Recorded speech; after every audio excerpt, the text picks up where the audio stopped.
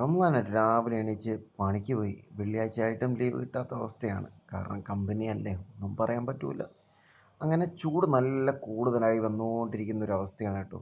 ഞാനാണെങ്കിൽ ഹെൽമെറ്റ് തലേന്ന് ഊരാൻ പറ്റില്ല. ഹെൽമെറ്റൊക്കെ ഇട്ട് ഇങ്ങനെ ചെത്തി നടക്കുകയാണ്. എല്ലാവരും അവിടെ ഉണ്ട്. കണ്ടില്ലേ ചൂടിൻ്റെ അവസ്ഥ, കണ്ടില്ലേ മരങ്ങളൊക്കെ കണ്ടില്ലേ.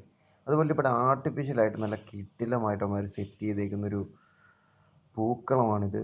നോക്കിയേ, നിങ്ങൾ വിചാരിച്ച ആർട്ടിഫിഷ്യൽ പൂക്കളമാണെന്ന് വിചാരിക്കും, പക്ഷെ അത് ആർട്ടിഫിഷ്യൽ അല്ല, ഒറിജിനൽ പൂക്കളമാണ്. ഡെയിലി അവന്മാർ വെള്ളം ഒഴിച്ചു കൊടുക്കും. അതേപോലെ ഖത്താറിലെ മെയിൻ ഒരു പ്രത്യേകതയാണ് ഈ ഗിഫ്റ്റ് ബോക്സ്. അങ്ങനെ ഞാനിങ്ങനെ എല്ലായിടും ഒന്ന് ചുറ്റിക്കണ്ടു. ദെൻ നമ്മുടെ സൈറ്റൊക്കെ ഒന്ന് പൂട്ടാൻ വേണ്ടി പോയി.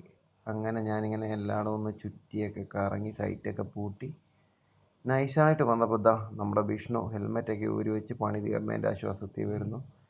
അങ്ങനെ ഇവിടെ കുറേ ഫോറിനേഴ്സൊക്കെ വന്നിറങ്ങാറുണ്ട് കേട്ടോ. ഖത്തറിലെ മെയിൻ സ്പോട്ട് ആയതുകൊണ്ട് ഫോറിനേഴ്സൊക്കെ ഉണ്ട്.